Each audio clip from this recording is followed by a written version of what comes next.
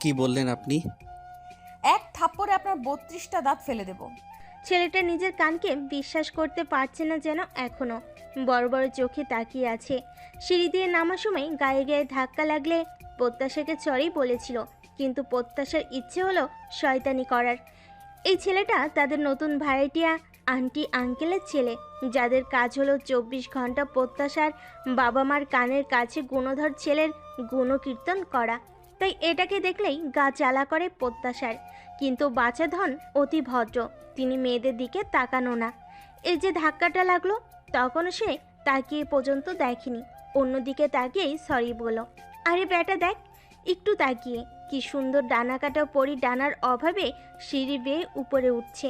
কিন্তু তখনই প্রত্যাশা বলল, ফাজিল ছেলে, মেয়ে দেখলে ধাক্কা দিতে মন চাই, এক থাপ্পড়ে 32টা দাঁত ফেলে দেব। তখন ঠিকই তাকিয়ে দেখলো, তারপর আবার বড় বড় চোখে তাকিয়ে দেখছে। আপনার বাবার কাছে বিচার দেব যে আপনি আমাকে ধাক্কা দিয়েছেন। প্রত্যাশাকে অবাক করে দিয়ে বদমাইশটা চিবিয়ে চিবিয়ে বলল, আপনি কি ঐশ্বরিয়া যে আপনাকে ধাক্কা দিব? আমি ওই বিড়াল চোখা হতে যাব কোন দুঃখে? ওকে তো আমার বাসার বুয়া হিসাবেও রাখবো না। আপনি একটা বেয়াদব মেয়ে। কথাটা বলেই হনহন করে হেঁটে চলে গেল। প্রত্যাশাকে কিছু বলার সুযোগ পর্যন্ত দিল না। প্রত্যাশা রেগে গজগজ করে বলল, তোকে আমি দেখে নেবো শালা। ছেলেটা শুনতে পেল না। ও হ্যাঁ, বদমাইশ ছেলেটার নাম নিলয়। সেদিন সন্ধ্যায় নিলয়ের মা এক বাটি পায়ের সাথে প্রত্যাশাদের ঘরে এলো। সচরাচর উনি এলে মায়ের সাথেই বকবক করে, কিন্তু সেদিন এসে প্রত্যাশাকে ডেকে বলল, প্রত্যাশা জানো আজ কি হয়েছে? একটা চূড়ান্ত বেয়াদব মেয়ে আজ আবার নীলুকে বাজে কথা বলেছে। প্রত্যাশা একটা শুকনো ঢোক গিল। মাগো, এ তো দেখছি টিপিক্যাল মাম্মাস বয়। প্রত্যাশা তার সাদা ঝকঝকে দাঁত বের করে হেসে বলল, কি বলছেন আন্টি? কোন মেয়ে?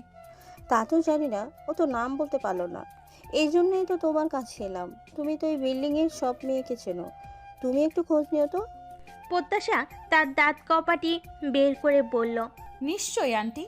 নীলু ভাইয়ের মতো একজন ডিসেন্ট ছেলের সাথে কে বেয়াদবি করেছে সেটা খুঁজে বের করার দায়িত্ব তো আমারই। আমি কালই খুঁজে বের করব। আন্টি রুষ্টচিত্রে ফিরে গেলেন আর প্রত্যাশার সিদ্ধান্ত নিল এই মাম্মাস বয়কে আরেকটা শিক্ষা দেওয়ার। পরের দিন আন্টির বাটি ফিরিয়ে দেওয়ার নাম করে তার বাসায় গেল প্রত্যাশা। আন্টি তো আইসক্রিমের মতো গলে গলে পড়ছে প্রত্যাশাকে দেখে। কি খাওয়াবে সেটা নিয়ে ব্যস্ত হয়ে গেল। প্রত্যাশা হাসি মুখে অত্যাচার সহ্য করছে। অবশ্য অত্যাচার বলে ভুল হবে, মধুর অত্যাচার। খাওয়া দাওয়ার এক পর্যায়ে প্রত্যাশা আন্টিকে বলল, আন্টি, নিলয় ভাইয়া বাসায় নেই? থাকলে জেনে নিতাম যে কোন মেয়ে তার উপর মিথ্যে অভিযোগ করছে। আন্টি আনন্দিত গলায় বলল, আরে আছে তো। আর জানো না প্রত্যাশা, নীলাই তো সারাদিন পড়ে। ইউনিভার্সিটি পাঠ চুকিয়েছে ঠিকই, তবুও ছেলেটা একদমই বই ছেড়ে ওঠে না। প্রত্যাশা আবারও সাদা ঝকঝকে দাঁত বের করে আন্টিকে দেখালো। আন্টিও ছেলের গুণগান করেই যাচ্ছে। শেষমেশ কায়দা করে নিলয় ওরফে আন্টির পেয়ারের নীলুর কাছে যাওয়ার সুযোগ পেল প্রত্যাশা। কেমন আছেন নীলু ভাই? নীলু ভাইয়া কম্পিউটারে কিছু একটা দেখছিল। প্রত্যাশার গলা শুনে লাফ দিয়ে উঠে দাঁড়ালো, বিস্ফোরিত চোখে তাকিয়ে আছে। প্রত্যাশা দেখলো সে একটা 3/4 প্যান্ট পরে আছে। সে প্রত্যাশাকে দেখে বলল, আপনি আপনি এখানে কি করছেন? প্রত্যাশা চোখ রাঙিয়ে বলল, আপনাকে মেরে তক্তা বানাতে এসেছি। আমাকে ধাক্কা মেরে আবার মায়ের কাছে সাধু সাজা? একদম মেরে চেহারার আকৃতি পাল্টে দেব। নীলু ভাইয়া চিউ চিউ করে দুবার তার মাকে ডাকলো। প্রত্যাশা শাসিয়ে বলল, শয়তান ছেলে, বিকেলে লুকিয়ে লুকিয়ে ছাদে বসে সিগারেট খেয়েছেন, সেটা যদি এখন আন্টিকে বলে দেই? নীলু ভাইয়ার জল ঝুলে পড়ল। আবারও চিউ চিউ করে বলল, আপনার সমস্যা কি? এই তো বেটা লাইনে এসেছে। প্রত্যাশা মুখে প্লাস্টিকের হাসি ঝুলিয়ে বলল, বেশি কিছু না, বারান্দায় যে কাঠগোলাপ গাছটা আছে সেটা দিয়ে দিলেই হবে। নীলু ভাইয়া অগ্নি দৃষ্টিতে প্রত্যাশার দিকে তাকিয়ে রইল, যার অর্থ হলো তাকে এক্ষুনি ভস্ম করে দেবে।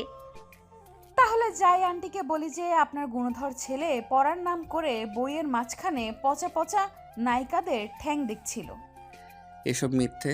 কিন্তু আমি এমনভাবে বলবো যে আন্টি বিশ্বাস করে ফেলবে। নীলু ভাইয়ের ফর্সা মুখখানার আগে লাল হয়ে গেল। বলল, আপনি একটা অসভ্য মেয়ে। প্রত্যাশা চোখ রাঙিয়ে বলল, আমি আরও বানিয়ে বানিয়ে বলবো যে ছাদে সিগারেট খেতে খেতে ভিডিও কলে আপনি একটা মেয়েকে চুমুও খেয়েছেন। নীলু ভাইয়া অধৈর্য গলায় বলল, আপনার সমস্যা কি? আমার সমস্যা হলো আপনার মা সারাদিন কানের কাছে ভেজের ভেজের করে, আপনার গুণ গায়, সেটা সহ্য হয় না। পড়ুয়া ছেলে পেলে আমার পছন্দ না। তার উপর আপনার বারান্দার গাছগুলোর উপর আমার নজর পড়েছে, তাই একটু। নীলু ভাইয়া অল্পতেই হাল ছেড়ে বলল, ওকে ফাইন, আপনি যা বলছেন তাই হবে। আচ্ছা, এরপর একটু নিজের মাকেও বলে দেবেন যেন একটু ভেজর ভেজর কম করে। আখেরে তো তাতে আপনারই লাভ। নীলু ভাই প্রত্যাশার দিকে রক্ত চক্ষু নিয়ে তাকিয়ে রইল। মনে মনে যে প্রত্যাশাকে শখানেক অশ্রাব্য গালি দিল সেটা বুঝেছে প্রত্যাশা। হতভম্ব নীলু ভাইকে রেখে তার কাঠগোলাপ গাছ নিয়ে ঘরের দিকে রওনা হলো প্রত্যাশা। আন্টি বলল, এ কি নীলু, তোমাকে গাছটা দিয়ে দিল? প্রত্যাশা লজ্জা পেয়ে বলল, আসলে এই খচ্চর মেয়েটাকে খুঁজে বের করার জন্য ঘুষ দিলেন। নীলু ভাই তার অগ্নি দৃষ্টি নিয়ে দরজার সামনে দাঁড়িয়ে আছে। প্রত্যাশা একটা ভয়ঙ্কর কাজ করলো। তাকে একটা চোখ মেরে কাঠগোলাপ গাছটা হাতে নিয়ে গুনগুন করে গান গাইতে গাইতে চলে গেল। তার পরের দিনের ঘটনা, বিকেলে পাড়া বেড়াতে যাচ্ছিল, তখন দেখি নীলু ভাই ঘর থেকে বের হচ্ছে। একদম সেজেগুজে টিপটপ হয়ে বেরোচ্ছে। নিশ্চয় বেটা ডেট করতে যাচ্ছে। ইচ্ছে হলো মেজাজটা খিচিয়ে দেই। সিঁড়ি দিয়ে নামার সময় দেখলো প্রত্যাশাকে এক নজর দেখে উপরে উঠে গেল। অর্থাৎ প্রত্যাশা নেমে যাবে, তারপর সে নামবে। প্রত্যাশা একটু ভদ্রতা করে বলল, আহা ভাইয়া, আপনি দাঁড়িয়ে কেন? আপনি আগে নামুন না। নীলু প্রত্যাশার মিষ্টি কথায় একটু ভরকে গেল, আবার অতি দ্রুত নিজেকে সামলে নিয়েও বলল, আপনি আগে চলে যান, আমি পরে যাচ্ছি।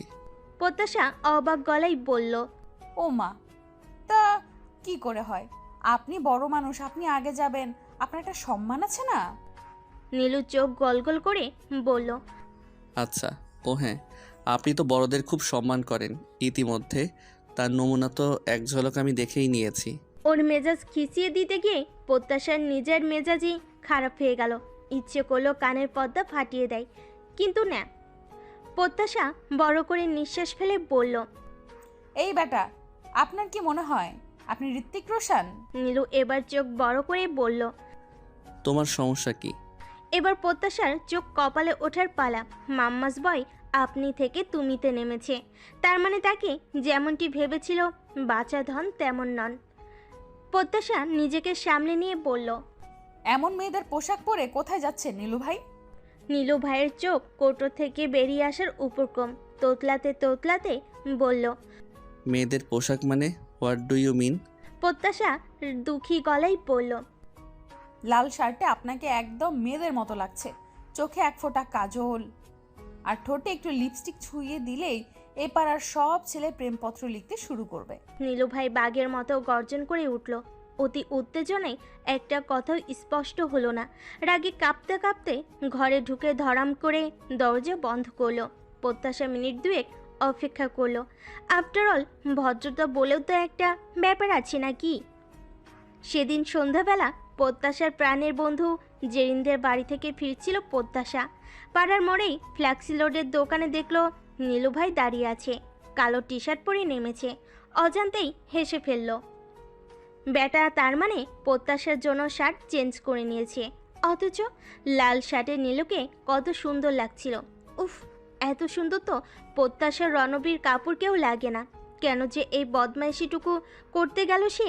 মনে মনে সিদ্ধান্ত নিল কাল নীলুকে গিয়ে সরি বলবে, আর ওর কাঠগোলাপ গাছও ফিরিয়ে দেবে, আর এটাও বলবে, এই যে শুনুন, আমি কিন্তু অত বদমাইশ না। আপনার সাথেই প্রথম বদমাইশি করেছি। জেরিনদের বাসা থেকে ফিরে প্রত্যাশা দেখলো বাবা মা ভাইয়ের তিনজনেই থমথমে মুখে বসে আছে। প্রত্যাশা তার বাবা মায়ের অতি আহ্লাদের মেয়ে। ভাইয়ের জন্মের 8 বছর পর তাদের কলে এসেছে বলেই একটু বেশি ভালোবাসে। তিনজনের থমথমে মুখ দেখে প্রত্যাশা ভাবলো হয়তো কোনো বিপদ ঘটেছে বুঝি। কিন্তু বাবা যখন গম্ভীর গলায় বলল, টাকা পয়সা খরচা করে পড়াশুনো করে তুমি একটা বেয়াদব তৈরি হচ্ছ। তখন প্রত্যাশা বুঝলো যে নীলুটা আঁচলা বাস দিয়েছে। লজ্জায় তার মাথা কাটা যাবার জোগাড়। মা কিংবা ভাইয়া এই কথাগুলো বলে সে কিছু মনে করতো না, কিন্তু বাবা কখনো তাকে বকেন না। তার কাছে এমন বকা শুনে 30 সেকেন্ডের মধ্যে তার চোখে পানি এসে গেল। বাবা বকাঝকা করলেন ইচ্ছে মতো। মার ভাইয়া তার চোখের জল দেখে গলে গেল। তারা বাবাকে বুঝিয়ে শুনিয়ে পাঠালেন যে সে আর এমন করবে না। বাবা প্রথমও শেষবারের মতন ক্ষমা করলেন আর ওয়ার্নিং দিলেন যে ভবিষ্যতে এমন হলে তাকে আর ক্ষমা করবেন না। রাতে কেঁদে কেটে সকালে জ্বর বাঁধিয়ে কলেজে যাওয়া বন্ধ হলো। মা প্যারাসিটামল খাইয়ে দিয়ে বিছানায় শুয়ে দিয়েছে। নিলয় শয়তানটার কাছে ক্ষমা চাওয়ার চিন্তা আপাতত বাদ দিল। ওর দেওয়া কাঠগোলাপ গাছটা বারান্দায় এখনও আছে। সিদ্ধান্ত নিল ওটা আর ফেরত দেবে না। শালা প্রত্যাশাকে এত বড় কেস খাইয়েছে, ওকে আরও একবার দেখে নেবে। সারা সকাল দুপুর ঘুমিয়ে কাটলো। বিকেলে একটু শরীর ফুরফুরে লাগায় মাকে বুঝিয়ে সুঝিয়ে সাদে গেল প্রত্যাশা। সাদে দেখা হলো বদমাইশটার সঙ্গে। এই প্রথম পূর্ণ দৃষ্টিতে প্রত্যাশা বদমাইশটার দিকে তাকালো। ছোট ছোট ছাট দেওয়া চুল, কি সুন্দর গভীর দুটো চোখ, আর মন ভোলানো হাসি, কি চমৎকার সব মিলিয়ে। তার তাকিয়ে থাকা নিলয়ের চোখে পড়ল। নিলয় টবে মাটি ঠিক করতে করতে বলল, রাগে প্রত্যাশার মাথাটা ছিঁড়ে যাবার উপক্রম। একে তো জ্বর, তার উপর এই বদমাইশটা খারাপ খারাপ কথা শুনিয়ে দিচ্ছে। প্রত্যাশা হাত উঁচিয়ে এগিয়ে গেল। হঠাৎ মাথাটা দুলে উঠল। চোখ বন্ধ হবার আগে সে দেখল নীলু তার দিকে ছুটে আসছে। প্রত্যাশার যখন জ্ঞান হলো তখন সে নিজেকে আবিষ্কার করলো বিছানায়। ভেবেছিল মাম্মাস বয় হয়তো তাকে কোলে করে ঘর পর্যন্ত পৌঁছে দিয়ে গেছে, কিন্তু না। সে শুনল অজ্ঞান হবার পর সে দৌড়ে এসে তার মাকে বলেছে যে সে বেহুশ হয়ে পড়ে আছে। গাধা কোথাকার! গাধা না, ভীতু কোথাকার! আমার 42 কেজির হালকা শরীরটা বইতে পারলো না নাকি আমাকে রোদে শুইয়ে শোধ নিল। প্রত্যাশার ঠিকঠাক সুস্থ হতে সময় লাগলো 3 দিন। এই 3 দিনে মা 1 সেকেন্ডের জন্য কাজছাড়া করলেন না, আর নীলু ভাইয়ের সাথে দেখাও হলো না। শয়তানটা একটু ভদ্রতা করেও তাকে দেখতে এলো না। 3 দিন পর আবার ছাদে গিয়েছিল সে, যে নীলু ভাইয়ের সাথে দেখা পাবে, কিন্তু দেখা হয়নি। শেষমেশ লাজ শরম ভুলে নীলু ভাইয়ের সঙ্গে দেখা করতে তার বাসায় গেল। আন্টি বরাবরের মতোই প্রত্যাশাকে দেখে আহ্লাদে গদগদ হলো। ছুটে এসে বলল, আহারে শোনা মেয়েটা আমার জ্বরে একদম নেতিয়ে গেছে। প্রত্যাশা শুকনো হাসি দিয়ে বলল, আন্টি, নীলু ভাই কোথায়? তাকে থ্যাঙ্কস বলার জন্য এসেছি। আন্টি এবার তার দাঁতগুলো বের করেই বলল, নীলে তো ঘরেই আছে, কিন্তু ওকে থ্যাঙ্কস কেন বলবে? আসলে সেদিন আমি ছাদে বেহুশ হয়ে গেছিলাম, তখন মাকে খবর দিয়েছে, তাই আর কি। আন্টি মুখ থেকে কথা কেড়ে নিয়ে বলল, আরে না, কি বলো প্রত্যাশা, এর জন্যই নীলকে ধন্যবাদ বলবে কেন? এটা তো দায়িত্ব। তুমি তো ওর ছোট বোনের মতোই। আমার রক্ত টকবকিয়ে ফুটতে শুরু করলো মুহূর্তের মধ্যেই। এই নীলু গাধার মা কি বলছে? আমি নীলুর ছোট বোন কেন হতে যাব? প্রত্যাশা দাঁতে দাঁত চেপে বলল, আন্টি, আসলে আমি তো নীলু ভাইয়ার সাথে জাস্ট একবার দেখা হয়েছে। এত অল্প সময়ে তো আর ছোট বোন হতে পারিনি না, মানে বোন হতে গেলে তো একটু সময় লাগবে, তাই ভাইয়াকে ধন্যবাদ জানাতে চাই। আন্টি আবারও রসগোল্লার মতো মিষ্টি হাসি দিয়ে বলল, দূর বোকা মেয়ে, আমি তো নীলকে প্রথম দিনই বলে দিয়েছি যে আমার একটা মেয়ের শখ ছিল, কিন্তু আল্লাহ তাআলা সেই শখ পূরণ না করলেও কোনো আফসোস নেই, কারণ প্রত্যাশা এখন থেকে আমার মেয়ে। প্রত্যাশার আর হাসি পেল না এবার। রাগে গা জ্বলে যাচ্ছে। চোখ মুখ শক্ত করে বসে রইল। আন্টি গাজরের একটা প্রিপারেশন বানাতে লাগলো প্রত্যাশার জন্য, আর দুনিয়ার সব কথা প্রত্যাশার কানের কাছে টেপ রেকর্ডারের মতো বাজাতে লাগলো। অনেকক্ষণ এভাবে কেটে যাবার পর ভাগ্য প্রসন্ন হলো প্রত্যাশার। নীলু ভাই সেজে গুজে কোথাও একটা যাচ্ছে, তাকে দেখে প্রত্যাশা জোরে জোরে আন্টিকে বলল, আন্টি, আমি এখন উঠি, আমার একটু পাবলিক লাইব্রেরিতে যাবার দরকার ছিল। নীলু তখন এক মনে জুতো পরছিল। প্রত্যাশার দিকে একটু ফিরেও তাকায়নি। আন্টি মুখ ছোট করেই বলল। প্রত্যাশার তাড়াহুড়ো দেখিয়ে বলল, গাজরের পায়েসটা খেয়ে যেতে প্রত্যাশা, জ্বর মুখে খেতে ভালোই লাগতো। না আন্টি, আসলে এখন না গেলে আমার দরকারি বইটা পাবো না, তাই। আচ্ছা যাও। প্রত্যাশা স্বস্তির নিঃশ্বাস ফেল। যাক, আন্টি শেষ পর্যন্ত ছেড়েছে। কিন্তু হঠাৎই আন্টি তার ছেলেকে ডেকে বলল, এই নীলু, ওকে একটু পাবলিক লাইব্রেরি পর্যন্ত পৌঁছে দে। বেচারি অসুস্থ এমনিতেই, আর রাস্তাঘাটে বেহুশ হয়ে যদি আবারও পড়ে থাকে তখন আবার আরেক বিপদ। নীলু তখন সিঁড়ি দিয়ে নামছিল। মায়ের কথায় এক পলক প্রত্যাশার দিকে তাকিয়ে করিডোরে নেমে অপেক্ষা করতে লাগলো, যার অর্থ হলো প্রত্যাশাকে পৌঁছে দিবে।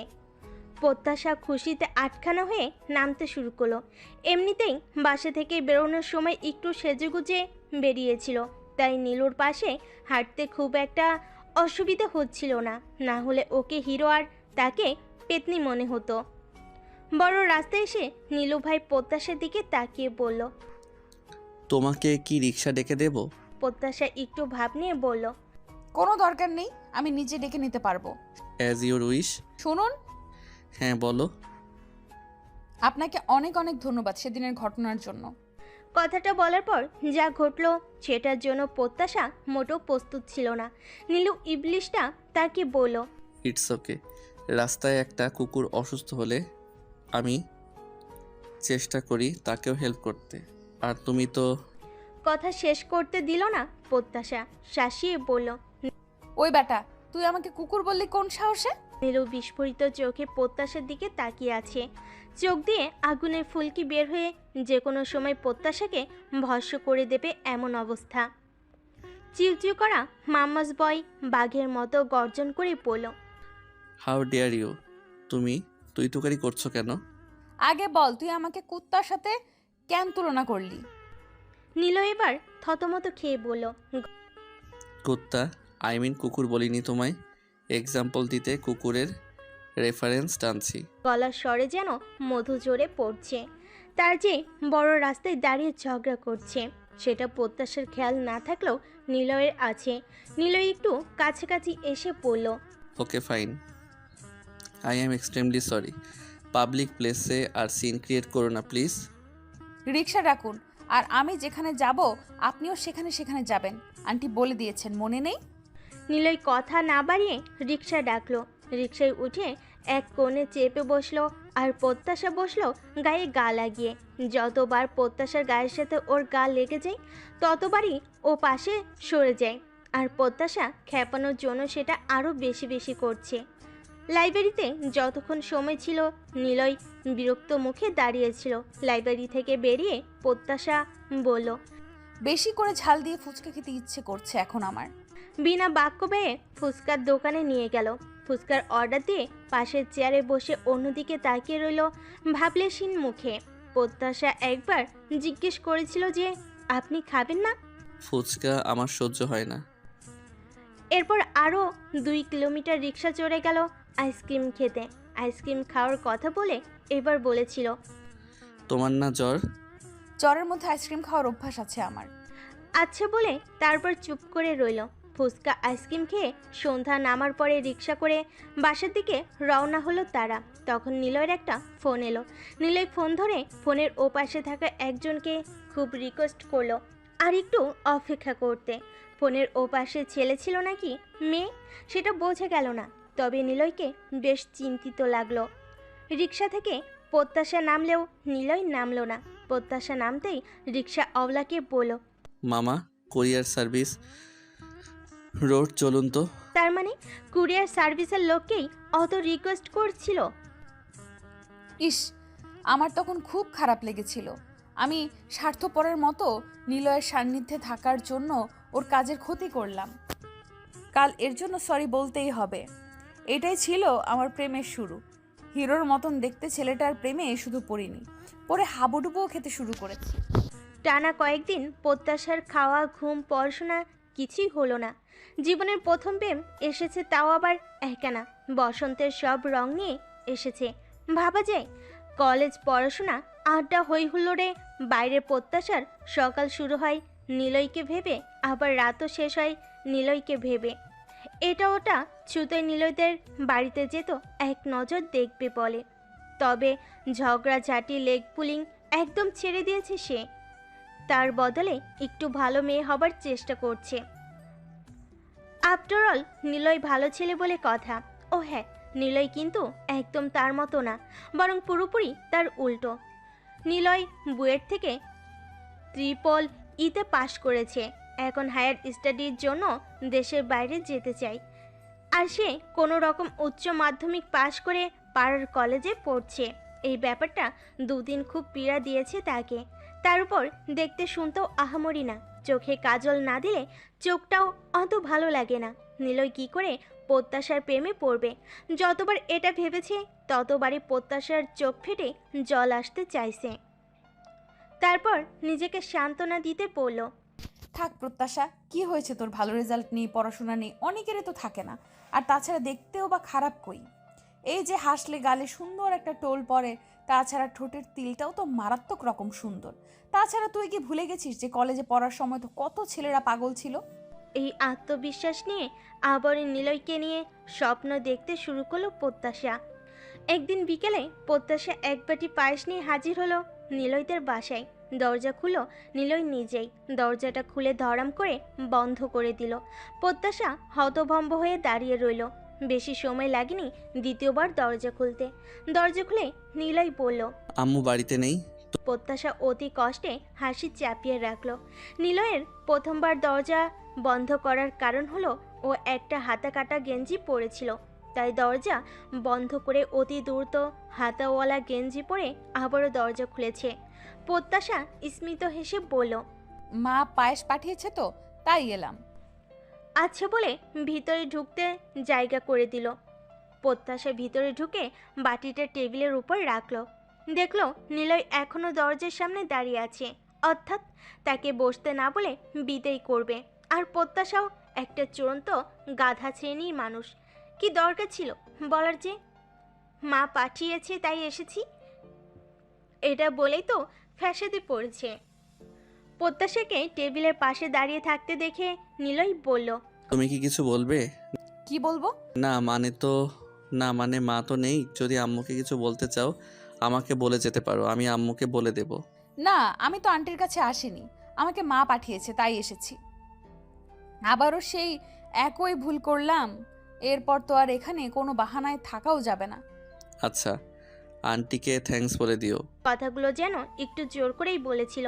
প্রত্যাশা বেশ বুঝতে পারছিল যে তাকে তাড়ানোর জন্য একদম দাঁড়িয়ে আছে। প্রত্যাশাকে চুপ করে দাঁড়িয়ে থাকতে দেখে বলল, তুমি কি এবার যাবে?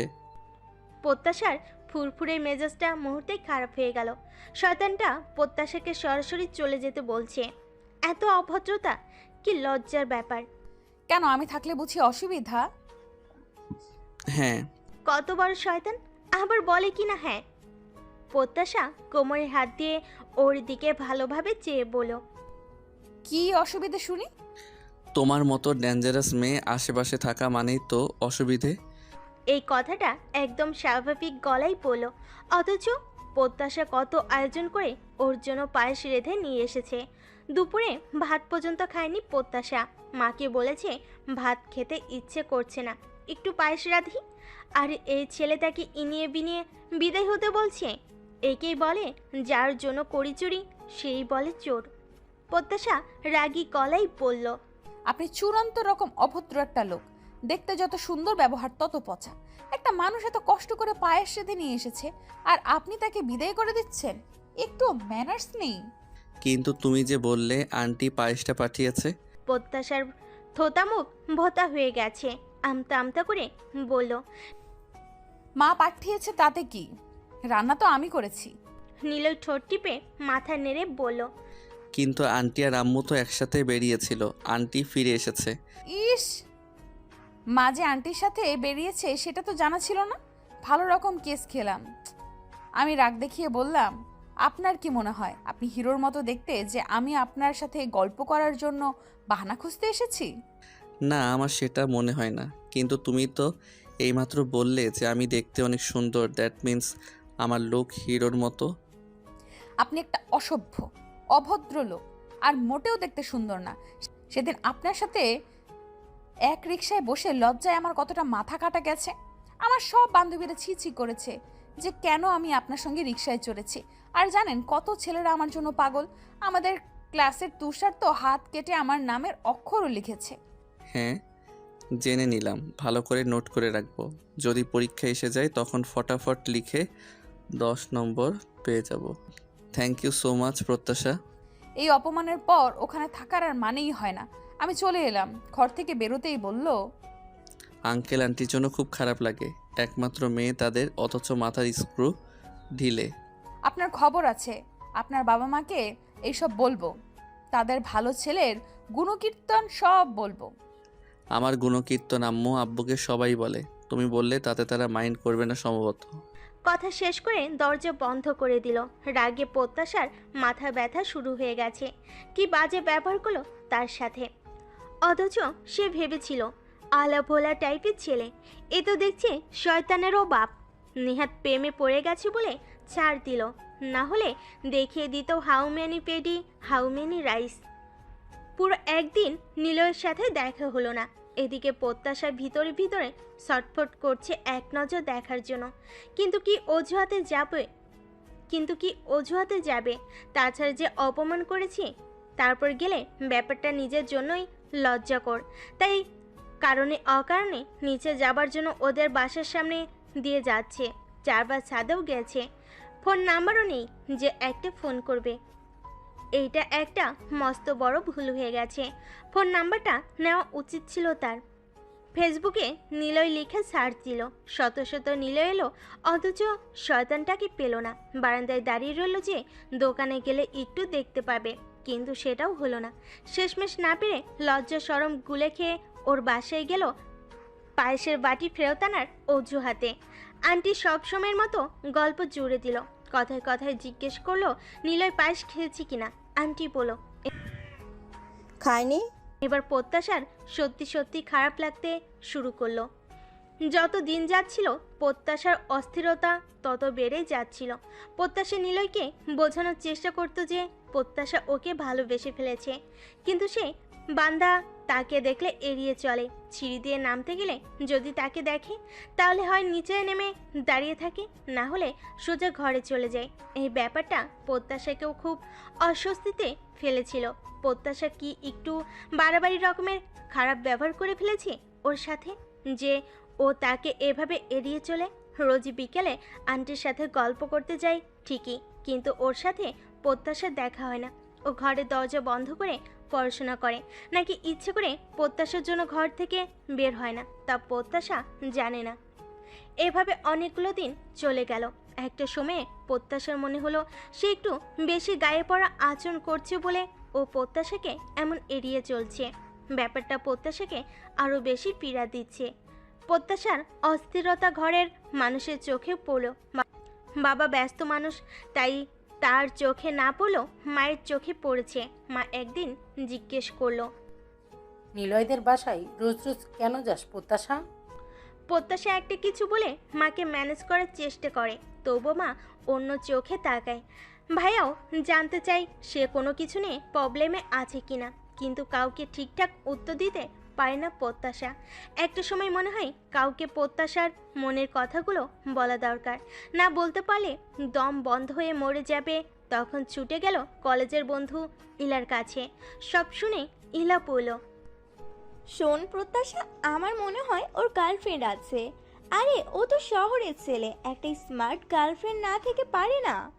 দেখ, সেই জন্য হয়তো তোকে পাত্তা দিচ্ছে না। ইলার কথাই কষ্ট লাগলো, মেনে নিতে চেষ্টা করলো প্রত্যাশা। সত্যিই তো, ওর হয়তো গার্লফ্রেন্ড আছে তাই আমায় পাত্তাই দিচ্ছে না।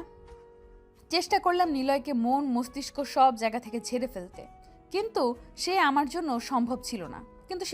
সম্ভব ছিল না। ভাবলাম নিলয়কে ভালোবাসার কথা বলবো। যাই হোক, কিন্তু ব্যাপারটা যত সহজ ভেবেছিল তত সহজ ছিল না। নিলয় তার সাথে ঠিকঠাক কথাই যেখানে বলে না, সেখানে ওকে কি করে নিজের ভালোবাসার কথা বলবে?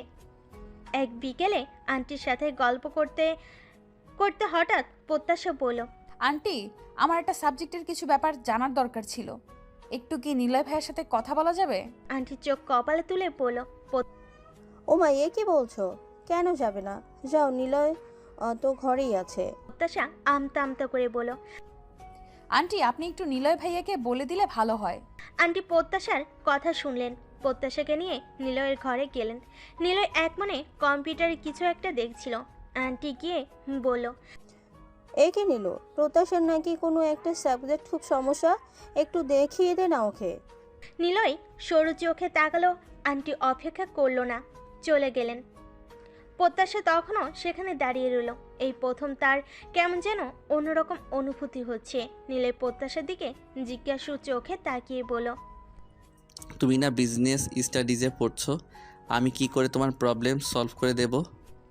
প্রত্যাশা একটা শুকনো ঢোক গিল, বুক দুরু দুরু করছে। এটা কি বলে সে জানে না। তবে ঝগড়া করা প্রত্যাশা আর এই প্রত্যাশার মধ্যে আকাশ পাতাল তফাৎ।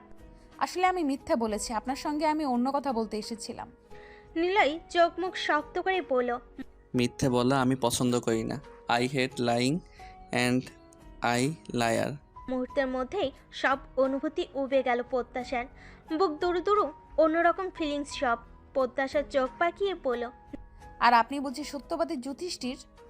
আমি মোটেও মিথ্যে বলি না, এমনকি প্রয়োজনেও একটা মিথ্যে বলি না। শুনুন, আমি আপনার মতন ভদ্রলোক নই। আমি খুব খারাপ, তাই কারণে অকারণে প্রচুর মিথ্যা বলি। এবার খুশি তো? নিলয় প্রত্যাশার দিকে কয়েক সেকেন্ড তাকিয়ে থেকে ল্যাপটপের স্ক্রিনে চোখ রাখলো। বলল, ইয়েস আই নো। কি জানেন আপনি? তুমি খারাপ। প্রত্যাশার মেজাজ খারাপ হয়ে গেল। ইচ্ছে হলো নিজের চুল টেনে টেনে ছিঁড়ে ফেলতে। কেন সে এই ইবলিশটার জন্য মরছে? প্রত্যাশা নিজেকে ধাতস্থ করে বলল, আপনার ফেসবুক আইডিটা দিন তো, কাজ আছে।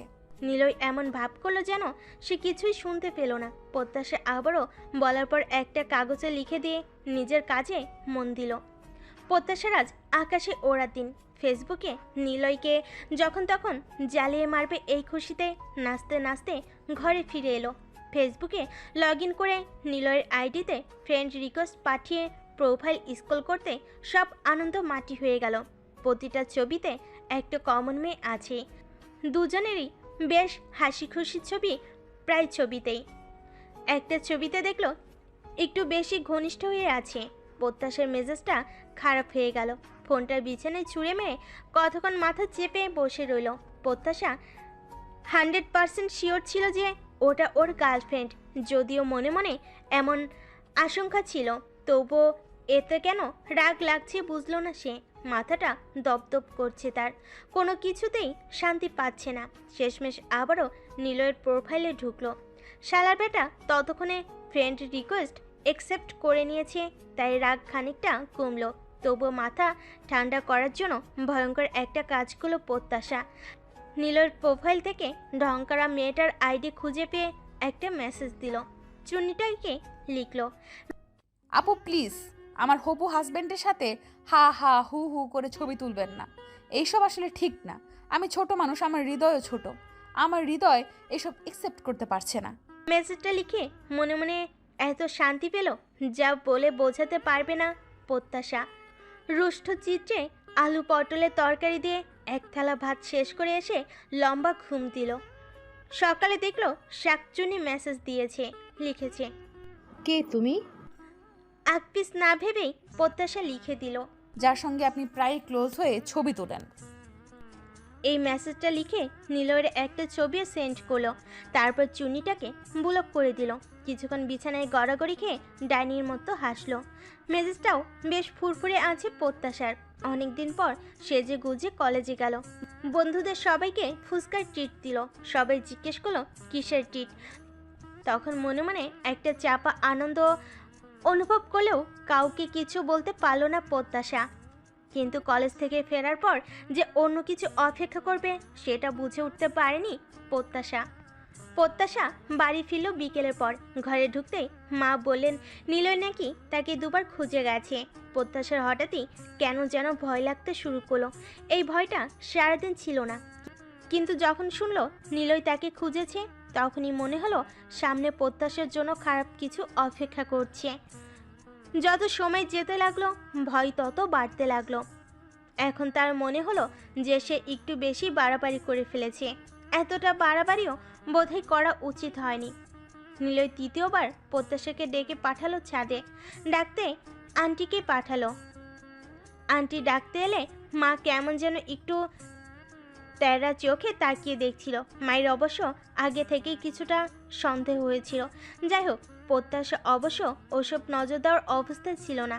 ভয়ে হাত পা ঠান্ডা হয়ে জ্বর আসার মতো অবস্থা তখন। টলমলো পায়ে এক একটা সিঁড়ি ভেঙে ছাদের দিকে যাচ্ছে। নীলয় রেলিংয়ের উপর সাথে হেলান দিয়ে দাঁড়িয়েছিল। প্রত্যাশার পায়ের শব্দে একবার পিছু ফিরে তাকালো, তারপর বলল, তোমার সাথে আমার কিছু কথা আছে। প্রত্যাশার ভয় আরও বেড়ে গেল। যদিও কথা বলছে স্বাভাবিক গলায়, তবুও প্রত্যাশার এত ভয় লাগছে। কিছু সময় থেমে থেকে প্রত্যাশার মুখোমুখি এসে দাঁড়িয়ে বলল, তোমার সমস্যা কি প্রত্যাশা? আমি কি তোমার ক্ষতি করেছি? প্রত্যাশা জবাব দিতে পারল না। কী বা বলবে ওকে? মাথা নিচু করে বসে রইল। নীলয় আবারও বলল, দয়া করে চুপ করে থেকো না, অ্যান্সার মি। প্রত্যাশার চোখে পানি এসে গেল। নীলয়ের গলা স্বর আগের মতো নেই, কথাগুলো রুক্ষ গলায় বলছে। তুমি আমার কি ক্ষতি করেছো জানো? ওই মেয়েটা কি সত্যি আপনার গার্লফ্রেন্ড? নীলয়ের চল শক্ত হলো, বলল, এই কথার জবাব তো আমি তোমাকে দেবই না। তুমি শুধু এটা বলো যে কেন করেছো এটা। প্রত্যাশামী বুক ভরে নিঃশ্বাস নিল। ভুল যেহেতু তাই সবটা মাথা পেতে নেবার জন্য প্রস্তুত হলো। তুমি কি আমার কথার জবাব দেবে না? I am sorry. নীলয় শ্লেষের সুরে বলল, তোমার সরি দিয়ে কিচ্ছু হবে না আমার। তুমি আমার বান্ধবীকে কি বলেছো তোমার আর আমার বিয়ে ঠিক হয়েছে? সিরিয়াসলি এতটা চিপ তুমি, সেটা আমি ভাবতেও পারিনি। এইসব কথা শুনে যাওয়া চেয়ার প্রত্যাশার আর কিছু করার নেই। নিজের পক্ষে যে কিছু একটা বলবে সেটারও কোনো অপশন রাখেনি। নীলয় বলে যেতেই লাগলো, প্রথম দিন থেকে তোমার কর্মকাণ্ডগুলো আমি দেখছি। ভেবেছি প্রশ্রয় না দিলেই ঠিক হয়ে যাবে, কিন্তু তুমি কি করলে? আঠার মতো পিছে লেগে রইলে।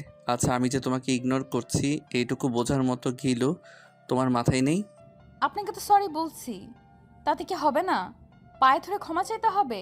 নীলয় তির্যক হেসে বলল, তুমি সেটাও পারবে জানি। যতটুকু চিনেছি তাতে বুঝেছি যে আত্মসম্মান নামক কোনো কিছু তোমার মধ্যে নেই। তাছাড়া তুমি যে আমার বান্ধবীকে অপমান করেছো, একবারও কি ভেবেছো যে তাকে অপমান করার যোগ্যতা তোমার আছে কি না? তোমাকে আর কি বলবো, তুমি হয়তো এর আগেও অনেক ভাড়াটিয়াদেরও পায়েস বানিয়ে খাইয়েছো। তাদের সাথেও নিশ্চয়ই। বাকিটা বলতে পারলো না, কারণ ততক্ষণে প্রত্যাশা হাপুস নয়নে কাঁদতে শুরু করেছে। প্রত্যাশা চোখ মুছে বলল, দয়া করে এই ব্যাপারটা আমার বাবার কাছে বলবেন না, আর আমি আপনার সামনে আসবো না। কথাগুলো বলে প্রত্যাশার নিচে চলে এলো।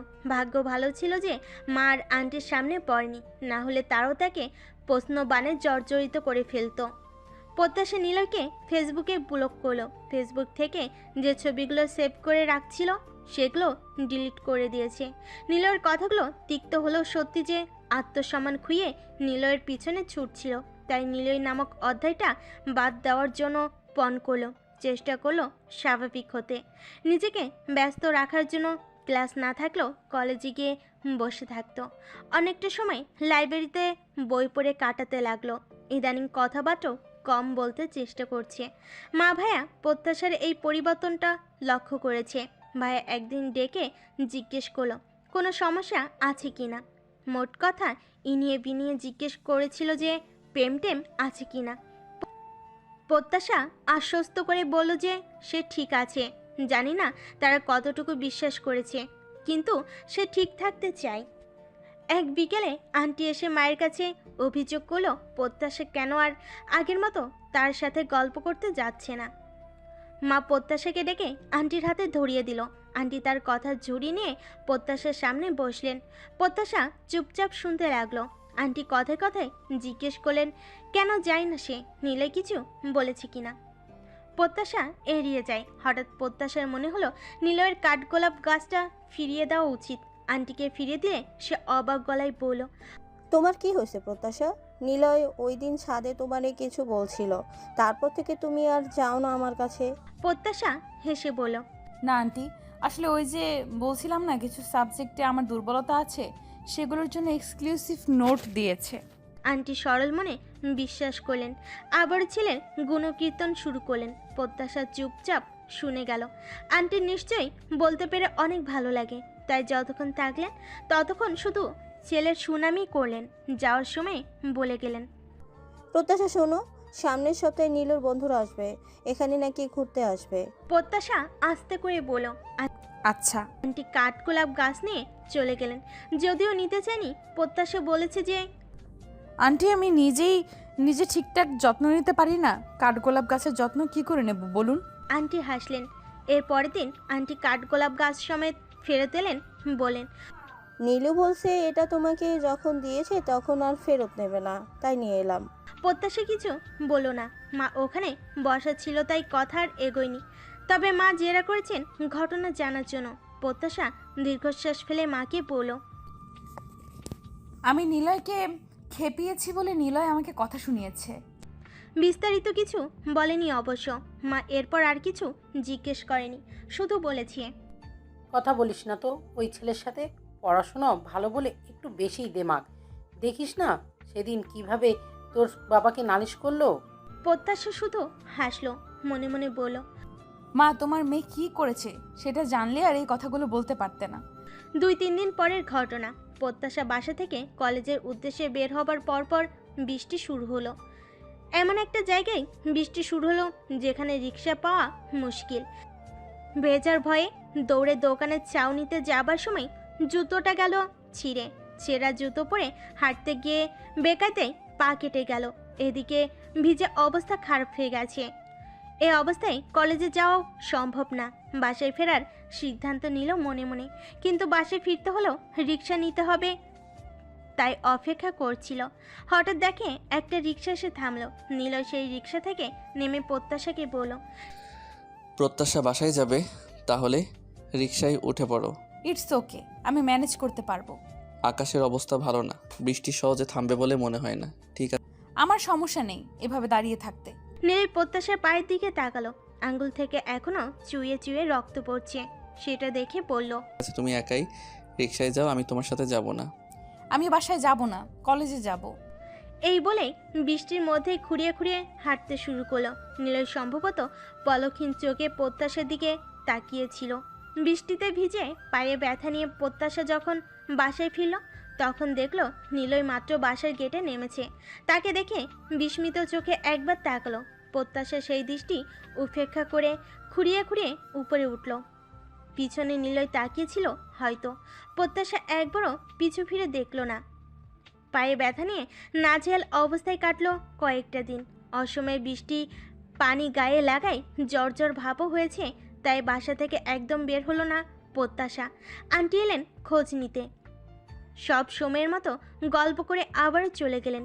2-3 দিন পর আন্টি এক বিকেলে হন্তদন্ত হয়ে ছুটে এসে বলল, এই প্রত্যাশা, এখন তুমি কেমন আছো?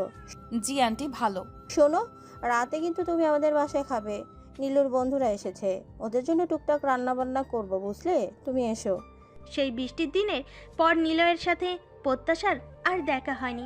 ভেতরে ভেতরে চাপা কষ্ট থাকলেও সেটাকে সয়ে নিতে চেষ্টা করেছে সে। আন্টিকে এড়িয়ে যেতে বলল, না আন্টি, আমার তো শরীরটা তেমন ভালো নেই, আমাকে বাদ দিন। কিন্তু আন্টি নাছোড়বান্দা, সে কিছুতেই ছাড়বে না। বিকেলে অনেকবার বলে চলে গেল। প্রত্যাশা সিদ্ধান্ত নিল ঘুমের ভান করে থাকবে, তবু নিলয়ের সামনে যাবে না। কিন্তু সেটা সম্ভব হলো না। আন্টি জোর করে তাকে নিয়ে গেল। ঢাকা থেকে নিলয়ের 3 জন ছেলে বন্ধু আর 2 জন মেয়ে বন্ধু এসেছে। টেবিলে খেতে যখন বসলো, তখন ওরা প্রত্যেকে প্রত্যাশার সাথে হাই হ্যালো বিনিময় করলো। তখন প্রত্যাশা মেয়ে দুটিকে ভালো করে দেখলো। কি সুন্দর সেজেগুজে আছে। চুলগুলো রিবন্ডিং করে কাঁধ পর্যন্ত ছাটা, হাতের ড্রেসের সাথে ম্যাচিং করে নেল পালিশ লাগানো। ড্রেসিং সেন্সও কি ভালো। সবচেয়ে যে জিনিসটা আকর্ষণীয় সেটা হলো কথা বলার স্টাইল। প্রত্যাশা কোনোদিনও এমন হতে পারবে না। মফস্বলে থাকার কারণে কথা বলার ধরনও একটা আঞ্চলিক টান আসে। এরকম বই পুস্তকের মতো শুদ্ধ ভাষায় কোনোদিনও কথা বলতে পারবে না। প্রত্যাশা ভালো করে খেয়াল করে দেখলো যে এই দুটি মেয়ের মধ্যে ওই মেয়েটা নেই। হয়তো গার্লফ্রেন্ড বলেই মেয়েটাকে বন্ধুদের মাঝে আনিনি। হঠাৎ প্রত্যাশার কী যে হলো কে জানে। চোখ দিয়ে টপ টপ করে বৃষ্টির ফোঁটার মতো পানি পড়তে লাগলো। আন্টি প্লেটে যে খাবারগুলো দিয়েছে সেগুলো তেমনই পড়ে রয়েছে। একটা খাবারও প্রত্যাশার গলা দিয়ে নামলো না। নিলয় বন্ধুদের সঙ্গে ব্যস্ত বলে হয়তো প্রত্যাশার দিকে খেয়াল করলো না।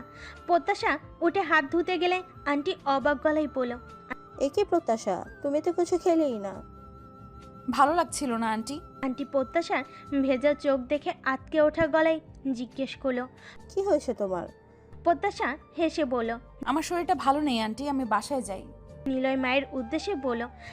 কোনো সমস্যা? আন্টি মন খারাপ করা গলায় বলল। দেখো না, মেয়েটার শরীরটা ভালো নেই, তাই কিছু খেতে পারলো না। নিলয় প্রত্যাশার দিকে তাকালো। কয়েক সেকেন্ডের জন্য চোখাচোখি হলো। গভীর চোখে প্রত্যাশার দিকে তাকিয়েছিল। ওই কয়েক সেকেন্ডের অনুভূতি ভাষায় প্রকাশ করার মতন না। প্রত্যাশা স্বাভাবিকভাবে নিলয়ের পাশ কাটিয়ে চলে এলো। দরজার কাছাকাছি যখন আসছিল তখন শুনল টেবিলে থেমে থাকা আড্ডাটা আবার জমে উঠেছে। ঘরে এসে বিছানায় শুয়ে শুয়ে একটা কথাই ভাবতে লাগলো প্রত্যাশা।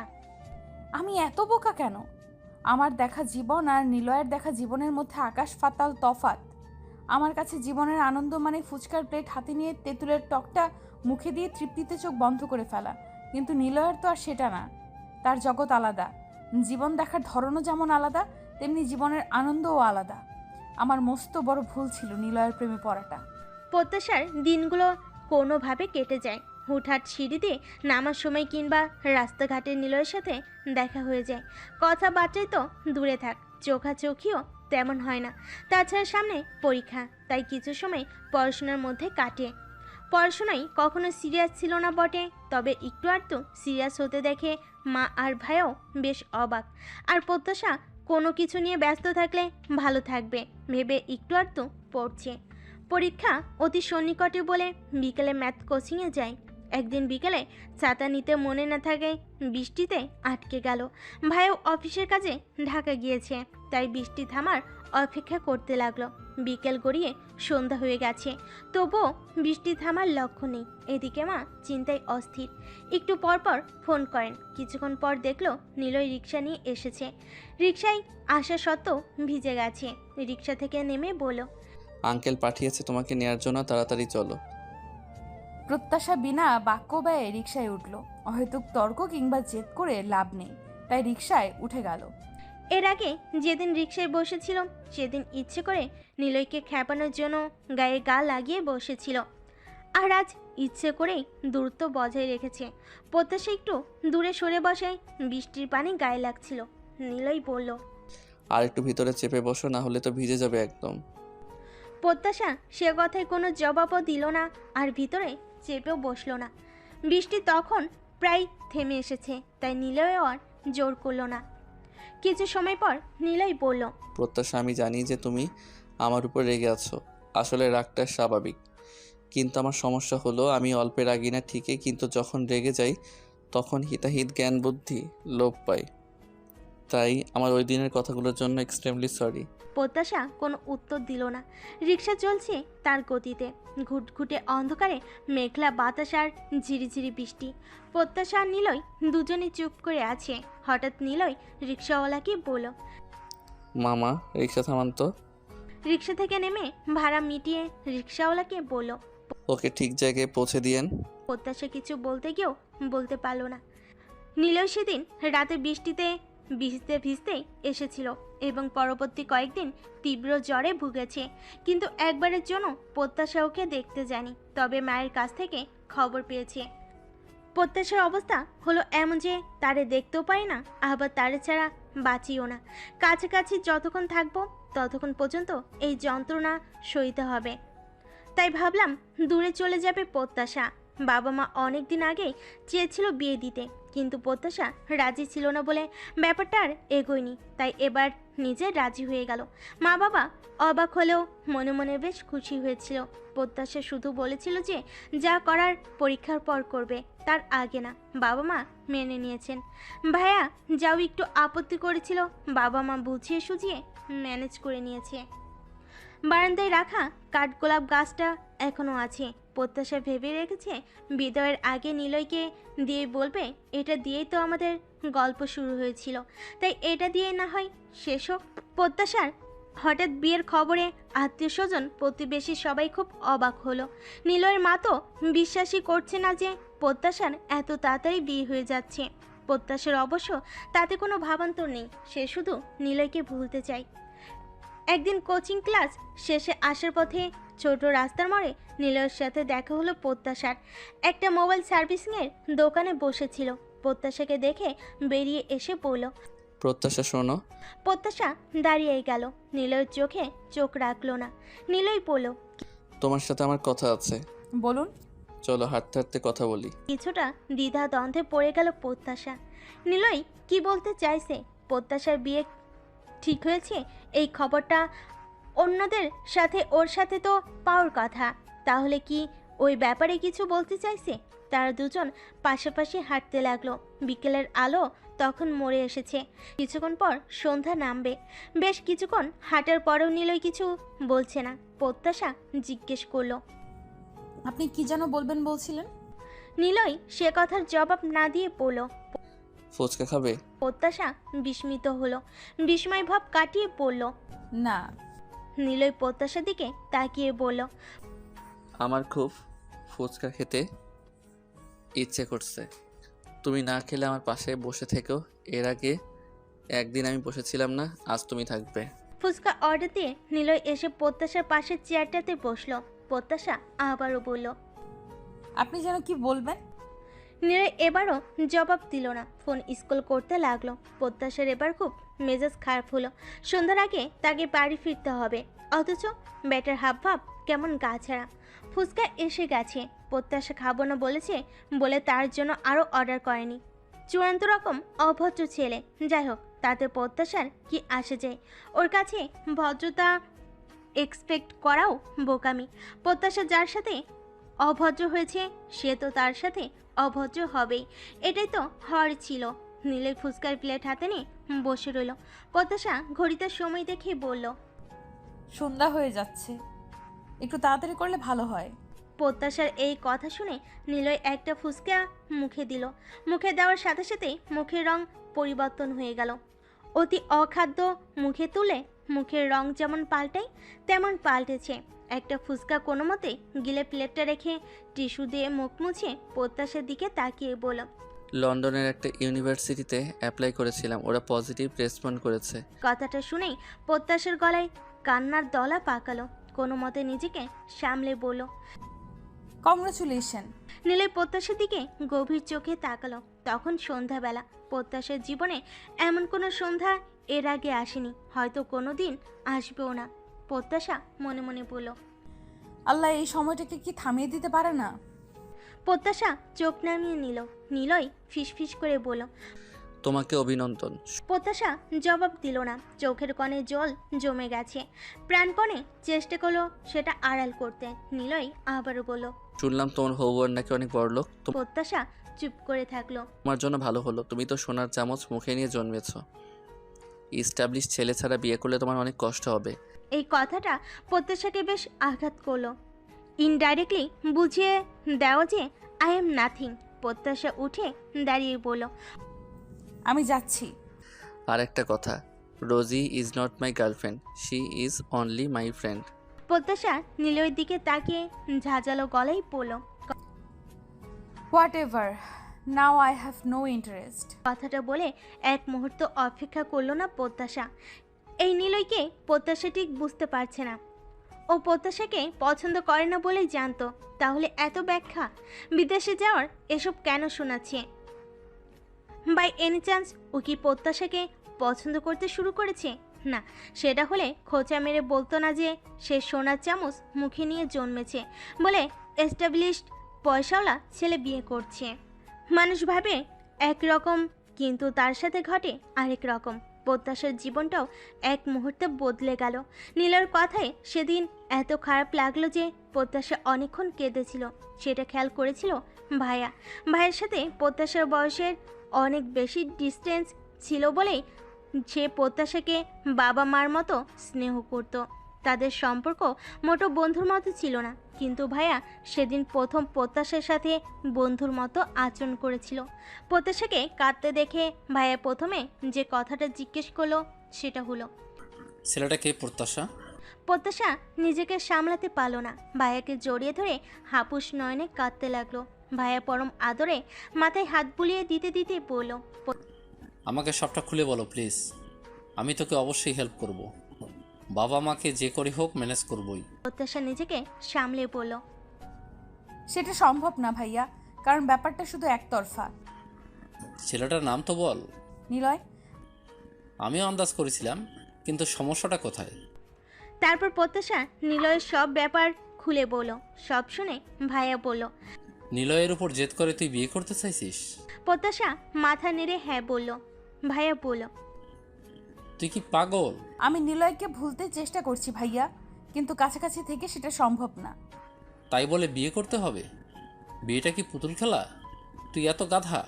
বয়স বাড়ার সঙ্গে সঙ্গে একটা ফোঁটা বুদ্ধিও বাড়েনি তোর? তাছাড়া আর কি করব? অনেক কিছু করার ছিল।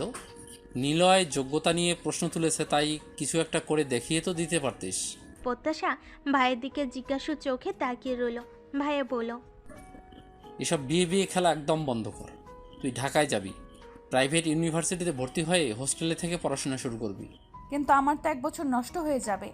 হলে হবে। 1 বছর নষ্ট করে যদি সারা জীবন ভালো থাকা যায়, তাহলে নষ্ট করবি 1 বছর।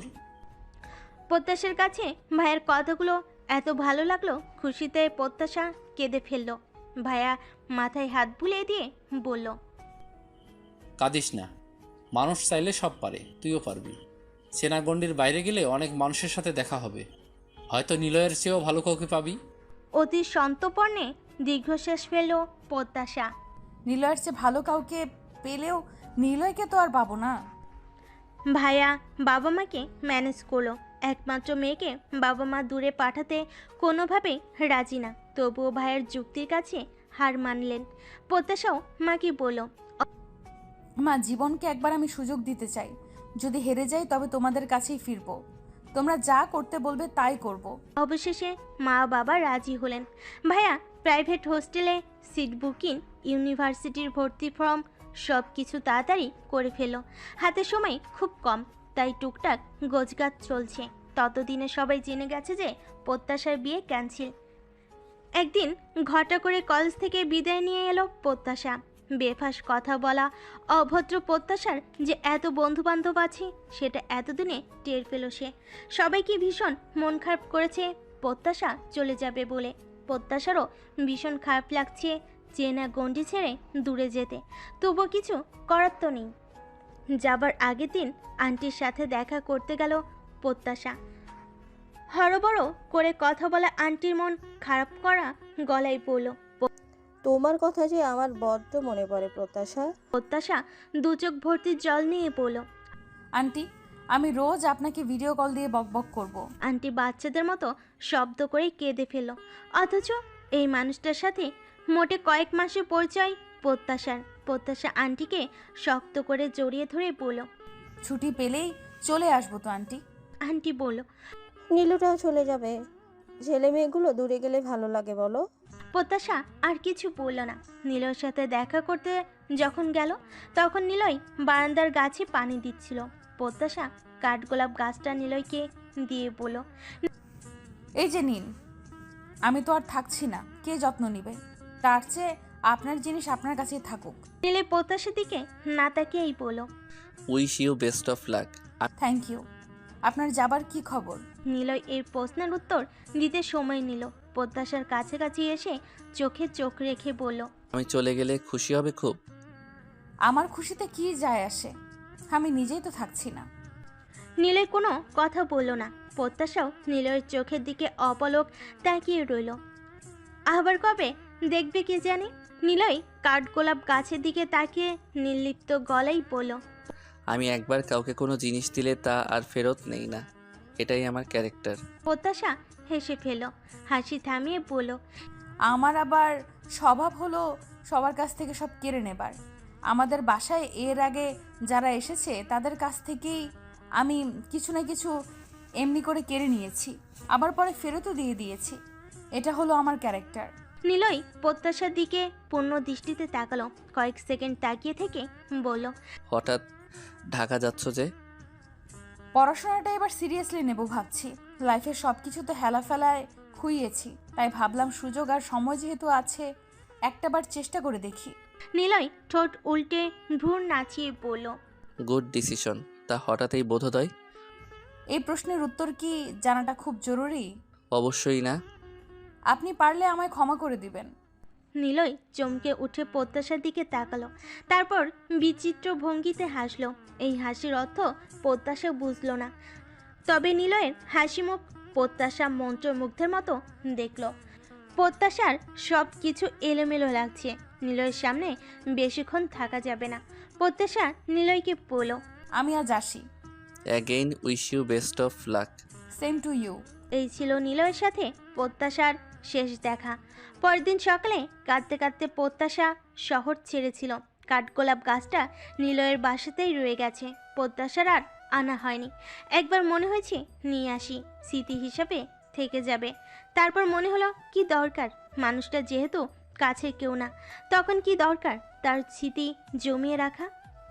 নতুন শহরে প্রত্যাশার ঘুম ভাঙে অ্যালার্মের শব্দে। যেখানে আজীবন 9টা 10টা পর্যন্ত ঘুমিয়ে প্রায় ক্লাস মিস করেছে, সেখানে প্রত্যাশার ঘুম ভাঙে ভোর 6টায়। প্রত্যাশার 2 রুমমেট দিবা আর আশার সাথে ইতিমধ্যে ভালো একটা সম্পর্কে গড়ে উঠেছে। ইউনিভার্সিটিতে ক্লাসও করছে রেগুলার। বাবা ভাইয়া নিয়ম করে দেখতে আসেন।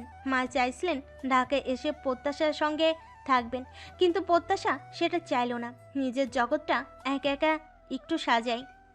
জাদু শহরে প্রত্যাশা অল্প দিনের মধ্যেই অভ্যস্ত হয়ে গেল। মোটামুটি অনেকগুলো বন্ধু জুটে গেছে। সকালে উঠে ব্রেকফাস্ট করে ইউনিভার্সিটিতে যায়, লাইব্রেরিতে যায়, বন্ধুদের সাথে আড্ডা দেয়, হোস্টেলে ফিরে পড়াশোনা করে। এর বাইরে আরেকটা কাজ করে, সেটা হলো নিলয়ের টাইমলাইনটা রোজ একবার করে ঘুরে আসে। প্রত্যাশার অ্যাকাউন্ট থেকে ব্লক দেওয়া বলে ফেক অ্যাকাউন্ট থেকে দেখে। মাস 2 পরের ঘটনা। এক সকালে প্রত্যাশাকে খবর দেওয়া হলো যে একজন প্রত্যাশার সঙ্গে দেখা করতে এসেছে। বাবা কিংবা ভাইয়া প্রতি সপ্তাহে প্রত্যাশার সঙ্গে দেখা করতে আসে, কিন্তু সেটা প্রত্যাশাকে ফোন করে জানায়। তাই প্রত্যাশা একটু অবাক হলো, কে আসতে পারে।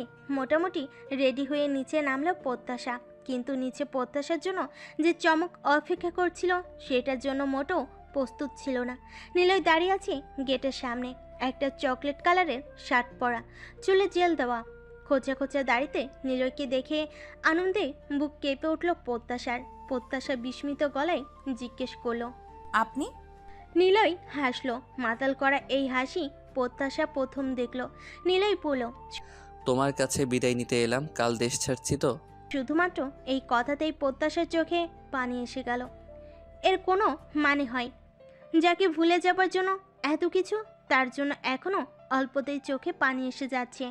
নিলয় বলল, চলো কোথাও ঘুরে আসি। প্রত্যাশার বলতে চাইলো যে আমার ক্লাস আছে, কিন্তু বলতে পারলো না। নিলয়ের পিছু পিছু হাঁটতে লাগলো। রিকশায় পাশাপাশি দুজন বসে আছে, কিন্তু কেউ কোনো কথা বলছে না। প্রত্যাশা একটু দূরে সরে বসলো যেন নিলয়ের গায়ে গা না লেগে যায়। নিলয় সেটা দেখে রিকশাওয়ালার উদ্দেশ্যে বলল, মামা, আপনার রিক্সাটা একটু ছোট হয়ে গেছে। আপনার রিক্সাটা প্রেমিক প্রেমিকাদের জন্য, আম জনতাদের জন্য না। এরপর থেকে রিক্সায় শুধু প্রেমিক প্রেমিকা ওঠাবেন। প্রত্যাশা আর চোখে নিলয়ের দিকে তাকালো। নিলয় নির্লিপ্ত ভঙ্গিতে সামনের দিকে তাকিয়ে আছে। একটা জায়গায় রিকশা থামিয়ে বলল, আসো, আজ তোমাকে দুনিয়ার বেস্ট ফুচকা খাওয়াবো। প্রত্যাশা একটু হাসার চেষ্টা করলো। প্রত্যাশা সরাসরি নিলয়ের দিকে তাকাতে পারছে না, তাই সবসময় নিচের দিকে তাকিয়ে থাকছে। কখন যেন আবার তার চোখের জল দেখে ফেলে। ফুচকার অর্ডার দিয়ে প্রত্যাশাকে বলল। প্রত্যাশা বিড়বিড় করে বলল, তোমার দিনকাল কেমন চলছে? ভালো। বাহ, তোমাকে সিরিয়াস হতে দেখে ভালো লাগছে। নিলয় স্পষ্ট শুনতে পেল না, তাই বলল, কিছু বললে? না। কিছু একটা তো নিশ্চয়ই বিড়বিড় করছিলে। হ্যাঁ, বলেছি যে সিরিয়াস, পড়াশোনা করছি যেন স্টাবলিশ জামাই পাই। নিলয় হো হো করে হাসলো, বলল, বাহ, তুমি তো বেশ জ্ঞানী। মানে ভবিষ্যতের ভাবনাই তো জ্ঞানীর কাজ, তাই না? প্রত্যাশা জবাব দিল না। ফুচকার প্লেট এসে গেছে। নিলয় নিজের জন্য ফুচকার অর্ডার করেছে। প্রত্যাশা বলল, আপনি না ফুচকা খান না? নিলয় ফিসফিস করে বলল। ফুচকা এখন আমার প্রিয় হয়ে গেছে। প্রত্যাশা অবাক চোখে নিলয়কে দেখতে লাগলো। নিলয় ফুচকা মুখে দিচ্ছে, প্রত্যাশা যে তাকিয়ে দেখছে সেদিকে কোনো ভ্রুক্ষেপ নেই। ফুচকা শেষ করে বলল, বিলটা তুমি দিয়ে দাও। এর আগে আমি একদিন খাইয়েছিলাম না, সেটা শোধ করে দাও, তাহলে আর ঋণ থাকবে না। প্রত্যাশা দীর্ঘশ্বাস ফেল। বেটা শেষ সময়টাতেও তাকে জ্বালিয়ে যাবে। এরপর গেল আইসক্রিম খেতে। আগে একদিন প্রত্যাশাকে আইসক্রিম খাইয়েছিল, তারপর আবারও রিকশায় উঠল। রিকশায় উঠে নিলয় আবারও গম্ভীর হয়ে গেল। হাব ভাব দেখে মনে হলো যে মেরে ধরে জোর করে রিকশায় বসানো হয়েছে। গেটের সামনে প্রত্যাশাকে নামিয়ে দিয়ে বলল, ভালো থেকো। প্রত্যাশা কিছু বলতে পারল না। কান্নার দমকে গলা দিয়ে একটা শব্দ বের হলো না। শয়তানটা কি একবারও বলতে পারতো না, প্রত্যাশা আমি তোমাকে পচে পচে কথা শুনিয়েছি ঠিকই, কিন্তু আমি তোমায় ভালোবাসি, তাই তো ছুটে এলাম। এই কথাগুলো বললে আমি কি ওকে ক্ষমা করে দিতাম? নিশ্চয়ই দিতাম।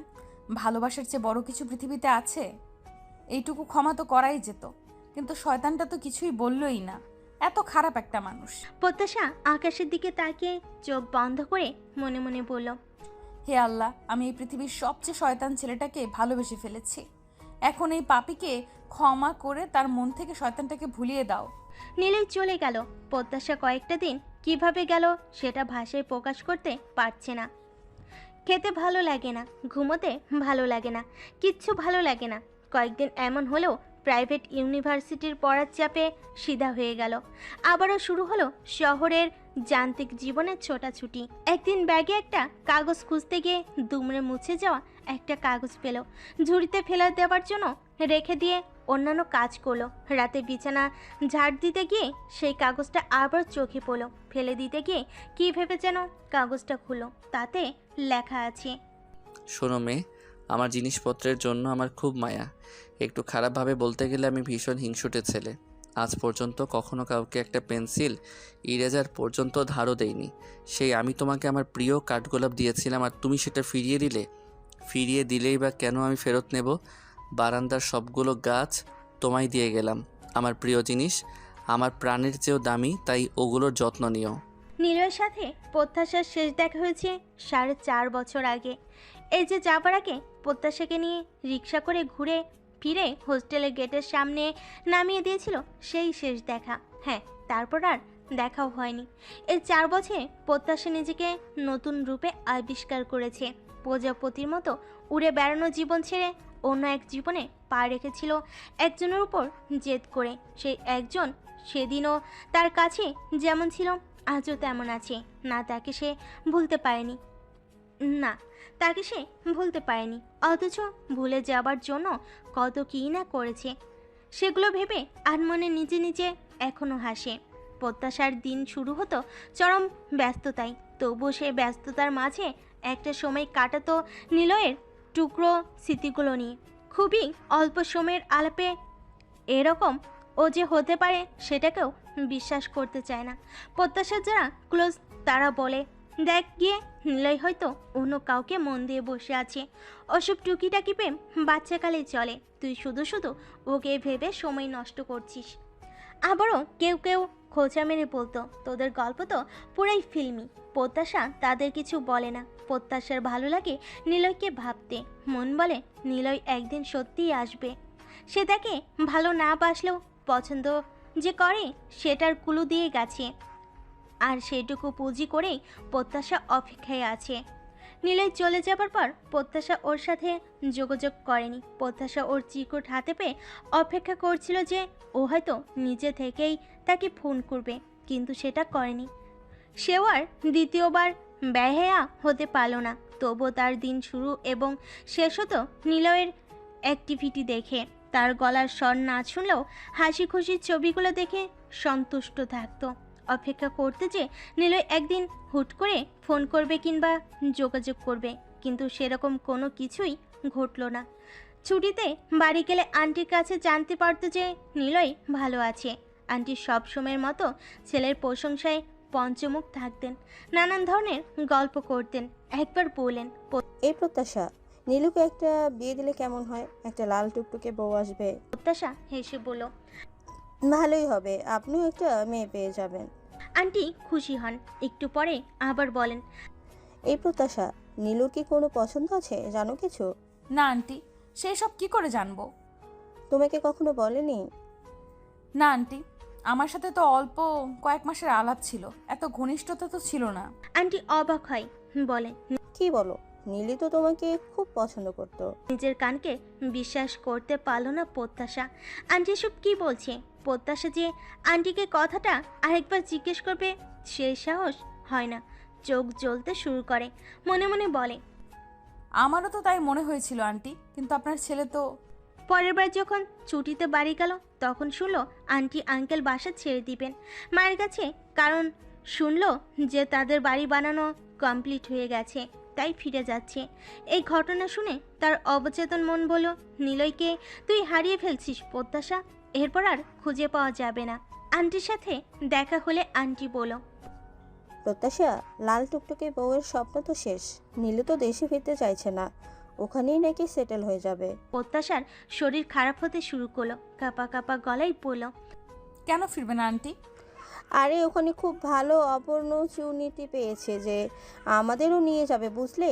তোমার আঙ্কেল অবশ্য গাইগুই করছে না যাওয়ার জন্য। আমি কিন্তু বলেছি যে যাবই, বছরে 6 মাস না হয় দেশে এসে থাকবো। আন্টি হড়বড় করে কথা বলে যাচ্ছিল, তার গলায় খুশি উপচে পড়ছে। প্রত্যাশা আর কিছু বলল না। আন্টিরা চলে গেলেন। হিলের গাছগুলো প্রত্যাশার অনুরোধে রেখে গেলেন। কিছু গাছ এখনো প্রত্যাশার বারান্দায় রয়ে গেছে। বাড়িতে এলে ওগুলো দেখে প্রত্যাশার বুকটা হু হু করে ওঠে। আন্টির ভাষ্যমতে নিলয় যেহেতু ওখানেই থেকে যাবে, তাই লাল চুলাওয়ালা কাউকে বিয়ে করে নেবে। কিন্তু প্রত্যাশার দৃঢ় বিশ্বাস যে নিলয় ঠিকই ফিরে আসবে। কোনো এক কমলার রোদে বিকেলে এসে বলবে, চলো প্রত্যাশা, ফুচকা খেয়ে আসি। তুমি না খেলেও আমার পাশেই বসে থাকবে। রিকশায় গা লাগিয়ে না বসার জন্য খটমট কিছু একটা বলবে। কিন্তু সেই দিনটা কবে আসবে প্রত্যাশা জানে না। যেটুকু আশে ছিল তাও গুড়ে বালি হয়ে গেল যখন নিলয়ের অনলাইন অ্যাক্টিভ পেল না। অ্যাকাউন্ট ডিজেবল, প্লাস নতুন আইডিও নেই। প্রত্যাশার ভালো থাকার রসদটুকু শেষ হয়ে গেল। গ্র্যাজুয়েশন শেষ করে একটা মাল্টিন্যাশনাল কোম্পানিতে চাকরি শুরু করেছে প্রত্যাশা। এই চাকরি তো বাবা মেয়ের ঘোর আপত্তি। পড়াশোনা করতে চেয়েছে ঠিক আছে, কিন্তু চাকরি কেন বাপু?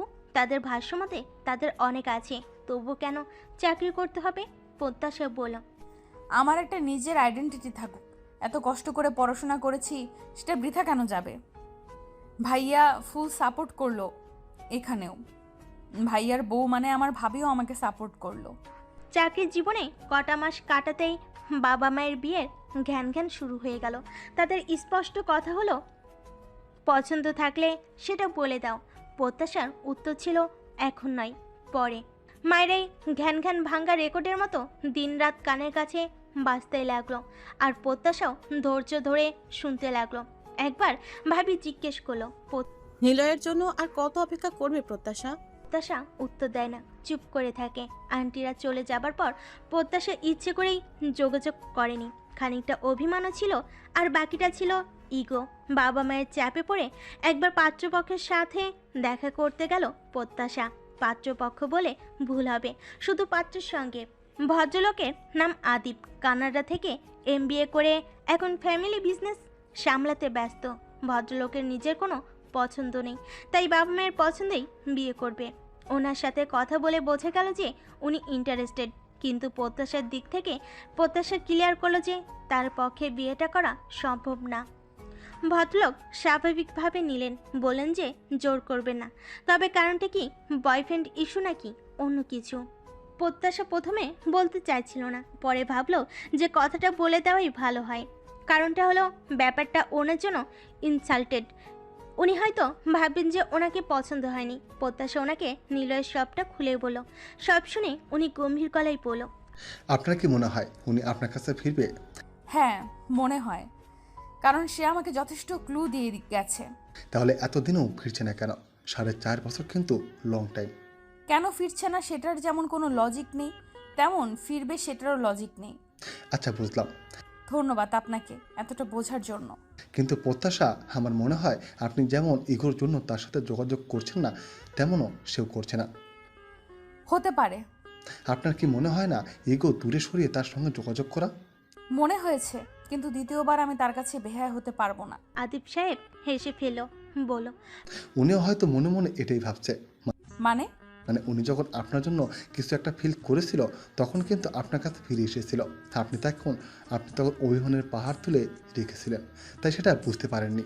আপনার অভিমান এতটাই প্রখর ছিল যে আপনি বুঝেও বুঝতে চাননি। প্রত্যাশা চুপ করে রইল। উনি আবারও বলেন, আপনার অভিমান ভেঙেছে আপনি যখন ওই চিরকুটটা খুঁজে পান তখন, তাই না? প্রত্যাশা মাথা নাড়ল। এই চিঠিটা আপনি যদি আগে পেয়ে যেতেন তাহলে আপনার গল্পের এন্ডিংটাও আরও আগে পেয়ে যেতেন। মানে? মানে আপনার অভিমান ভেঙে যেত আর কি। প্রত্যাশা শুনুন, ভালোবাসা হলো চমৎকার একটা সাবজেক্ট, যেখানে এক মুঠো মায়া, এক চিমটি চমৎকার অনুভূতি আর খানিকটা মান অভিমান থাকে। সেখানে ইগোকে জায়গা দিতে হয় না। আদিব সাহেবের কথাগুলো আমার খুব ভালো লাগলো। আমি সারা রাত তার কথা ভাবলাম। নিলয় একদিন আমার যোগ্যতা নিয়ে প্রশ্ন তুলেছিল। হ্যাঁ, তারপর ক্ষমাও চাইতে এসেছে, কিন্তু আমি যেমন বুঝতে পারিনি তেমন নিলয়ও আমাকে বোঝাতে পারেনি। তাই বলে এতটা রাগ কিংবা ইগো নিয়ে থাকা কি সঠিক? ঠিক না। নিলয়কে তো আমি ভালোবাসি, তাই নিশ্চয়ই আরেকবার বেহায়া হওয়া যায়। আন্টির যে কন্ট্যাক্ট নাম্বার প্রত্যাশার কাছে ছিল সেটাই লাগাতার ফোন করে পেল না। ভাইয়াকে দিয়ে খোঁজ খবর নিয়ে জানলো আন্টি আঙ্কেল দুজনেই হজে গেছেন, তাই তারা বাসা আসা পর্যন্ত অপেক্ষা করা ছাড়া আর উপায় নেই। জীবনের সবচেয়ে কষ্টের কিংবা মধুর যন্ত্রণার নাম হচ্ছে অপেক্ষা। সেটা হাড়ে মজ্জায় টের পেল প্রত্যাশা। এক একটা দিন কাটে অসহ্য অস্থিরতার মধ্যে। দিন শতেক পর আদিব সাহেব একদিন টেক্সট করলো, লিখলেন, প্রত্যাশা আই হোপ ভালো আছেন। আপনার সাথে অল্প সময় আলাপ কিংবা কথা বলে এটুকু বুঝেছি যে আপনি একজন চমৎকার মানুষ। চলা পথে কিছু মানুষকে খুনিকে দেখে মনে হয় কত আপন, আপনি তেমন একজন। তাই একটা ভয়ঙ্কর কাজ করে ফেলেছি। কী কাজ করেছি সেটা আপনার ইমেল চেক করলে পেয়ে যাবেন। আপনার অনুভূতি কিংবা প্রতিক্রিয়া কী হবে জানি না, তবে এটা না করলে মন খসখস করতো। প্রত্যাশা মেল চেক করলো অতি দ্রুত। সেখানে মিশেল রাহেজা নামে অবাঙালি অ্যাকাউন্ট থেকে টেক্সট এসেছে, ডিয়ার প্রত্যাশা, আমরা আজকের দিনটার জন্য অপেক্ষা করছিলাম। আমাদের গ্রুপের হাইটস মার্কস পাওয়া ছেলেটা তার হতাশা দূর করত একটা সাধারণ মেয়ের মুখশ্রবী দেখে। সেই মেয়েটা তুমি। তার ধারণা কোনো একদিন তুমি তাকে চমকে দেবে, আর সেই দিনটা হবে তার জীবনের অন্যতম একটা সুন্দর দিন। কিছুদিন আগে তোমার ব্যাপারে জানতে পেরে আমরা বুঝে গিয়েছি যে সেই দিনটা আর দেরি নেই। তুমি কি একবার সেই ছেলেটাকে ফোন করবে? প্রত্যাশা ইমেলটা অনেকবার পড়লো। শেষ কবে এতটা ব্যাকুল হয়ে কেঁদেছিল তার মনে পড়ে না। প্রত্যাশা আদিব সাহেবকে ফোন করলো। ভদ্রলোক ফোন ধরে অমায়িক গলায় বলল, তোমার প্রথম ফোনটা তো অন্য কোথাও করা উচিত। প্রত্যাশা কাঁদতে কাঁদতে বলল, থ্যাঙ্কস আ লট। আর দেরি করো না, এরপর কী করবে সেটা তোমার ভাইয়ের কাছ থেকে জানতে পারবে। আর হ্যাঁ, তোমার বিয়েতে ইনভাইট করতে ভুলেছে ওরা। অনেক দিন কবজি ডুবিয়ে খাই না। আজ নিলয় আসবে, আন্টি আঙ্কেল এসে গেছে। ভাইয়া তাদের হজে যাবার ব্যাপারটা প্রত্যাশাকে বানিয়ে বলছে।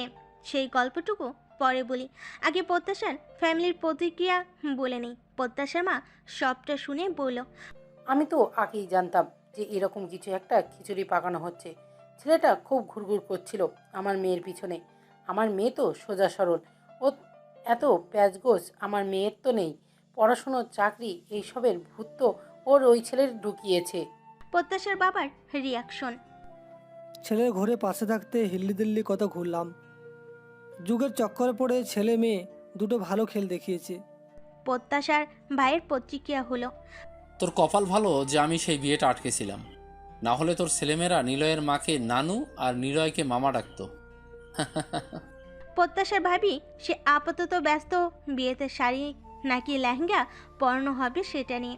1 মাস আগে পার্সোনাই বুকিং দিয়ে রাখার পরও তার মাথায় হঠাৎ ভূত চাপল ডেস্টিনেশন ওয়েডিংয়ের। এবার প্রত্যাশার আন্টি ওরূপে হবু শাশুড়ি মায়ের কথা বলি। আন্টি প্রত্যাশাকে দেখেই চিৎকার করে বলল, এই প্রত্যাশা, একটা জোরে চিমটি কাটো তো। প্রত্যাশা লজ্জা পেয়ে মাথা নিচু করে ফেলল। আন্টি বলল, আরে আমি তো মনে মনে তোমাকেই চাইছিলাম। প্রত্যাশা কপাট রাগ দেখিয়ে বলল, কই, সেটা তো আপনি কখনো বলেননি। আপনি তো লাল টুকটুকে বউ খুঁজেছিলেন নীলুর জন্য। আন্টি আহ্লাদি করেই বলল, আরে তুমিও তো লাল টুকটুকে। আঙ্কেল মানে প্রত্যাশার হবু শ্বশুর মুখে কিছু বলছেন না। আপাতত তার চিন্তা হলো আন্টির আবদার কিভাবে মেটাবেন সেটা নিয়ে। আন্টি বলেছেন তার ছেলের বিয়েতে হাজারখানেক ফকির মিসকিন খাওয়াতে, কিন্তু আঙ্কেলের ধারণা দেশ উন্নত হয়ে গেছে, ঢাকা শহরে এত মিসকিন পাওয়া যাবে না। নিলয়কে পাওয়ার ঘটনাটা নাটকীয়ভাবে, প্রত্যাশার প্রেমেরই সবটাই অবশ্য নাটকের মতো। আদিব সাহেব সেদিন প্রত্যাশার সঙ্গে দেখা করে ফিরে গিয়ে ভাইয়াকে সবটা বললেন। ভাইয়ের কাছে চিরকুটের কথা প্রত্যাশা বলেনি, আর ভাবিও জানতেন না। তাই ভাইয়া আন্টির সাথে যোগাযোগ করে নিলয়ের সাথে যোগাযোগ করে পুরো ব্যাপারটা ঘটালো। এখানেও শয়তান ছেলেটা খুব ভাব নিল। ইমেলটা পাঠিয়েছে বন্ধুকে দিয়ে, নিজেও পাঠায়নি। শেষ পর্যন্ত প্রত্যাশাকে বেহাইয়া বানিয়ে ছাড়লো। আজ তো শয়তান একটা। প্রত্যাশা ভাইয়ার কাছ থেকে নাম্বার নিয়ে নিলয়কে ফোন করেছিল। নিলয় শুধু হ্যালো বলেছিল, আর প্রত্যাশা একটা কথাও বলতে পারেনি। কেঁদে কেটে মহাসমুদ্র বানিয়ে ফেলেছিল। 4.5 বছর পর প্রথম দেখায় নিলয় প্রত্যাশাকে দেখে বলল, হাই খোদা, তোমার এই অবস্থা? তোমার জন্য তো রিক্সা অর্ডার করে বানাতে হবে। নর্মাল রিক্সা তুমি বসলে আমি তো স্পেস পাবো না। প্রত্যাশা চোখ পাকিয়ে তাকালো। নিলয় হেসে ফেলল, বলল, টেস্ট করে দেখছিলাম যে আগের প্রত্যাশা কিনা। তুমি কেন এসেছো? তোমার বন্ধুকে পাঠাতে, সে এসে বিয়েটা করতো। নিলয় হাসতে হাসতে বলল। তুমি তো দেখছি এখনো খ্যাপাটে আছো। এই মেজাজ কি বাসর অবধি চলবে? প্রত্যাশা নিলয়ের গায়ে মারতে মারতে বলল, আমি মোটেও তোমাকে বিয়ে করব না। তুমি খুবই খারাপ একটা মানুষ। আই নো, তবে সমস্যা নেই, তুমিও তো লেডি ভিলেন। শয়তান ছেলে, আমায় এত এত কষ্ট দেওয়া তোমার জীবনে ভালো হবে না। কষ্ট তুমিও দিয়েছো, আমিও দিয়েছি, শোধবোধ। তাছাড়া আমিও অনেক বেহায়া হয়েছি। সো এসব বাদ। আচ্ছা, তুমি যে আমার ব্যাগের চিরকুটটা রেখেছিলে, সেটা কখন রেখেছিলে? আইসক্রিম খেতে গিয়ে তুমি যখন ভ্যাঁ করে কাদার জন্য একটু দূরে গিয়েছিলে তখন। আর প্রথম কবে ভালোবাসতে শুরু করলে? যেদিন রোজিকে মেসেজ দেবার জন্য অনেকগুলো বকা দিয়েছিলাম সেদিন। বাসায় যেতেই খুব খারাপ লাগলো, তবে পছন্দ করেছিলাম পায়েস রেধে যেদিন নিয়ে এসেছিলে। ও হ্যাঁ, 1 চামচ খেয়েছিলাম, ভীষণ বাজে হয়েছিল। প্রত্যাশা নিলয়কে খামসি মেরে বলল, তুমি এত কাহিনী না করে ভালোবাসার কথা কেন বললে না? তুমি তো আগে ফিল করেছিলে, তাহলে তুমি কেন বললে না? হ্যাঁ, আবারও বলতে গিয়ে পচা পচা কথা শুনি। নিলয় প্রত্যাশার কাছাকাছি এসে বলল, শোনো খ্যাপাটে মেয়ে, আমি তোমাকে বৃষ্টির চেয়ে কম আর কাঠগোলাপের চেয়ে বেশি ভালোবাসি। প্রত্যাশা ফিস ফিস করে বলল। প্রিয় বৃষ্টি, আজ থেকে তোমাকে আমি খুব হিংসে করি। নিলয় হেসে ওর নাক দিয়ে প্রত্যাশার নাকটা ঘষে দিল। প্রত্যাশা ফিস ফিস করে বলল, আমি তোমাকে ফুচকার চেয়ে বেশি আর তেঁতুলের জলের চেয়ে একটু কম ভালোবাসি। নিলয় প্রত্যাশার কানে আলতো করে চুমু খেলো। আবেশে চোখ বন্ধ করে ওকে জড়িয়ে ধরলো প্রত্যাশা। শুরু হলো তাদের আরেকটা গল্প, ভালোবাসার গল্প।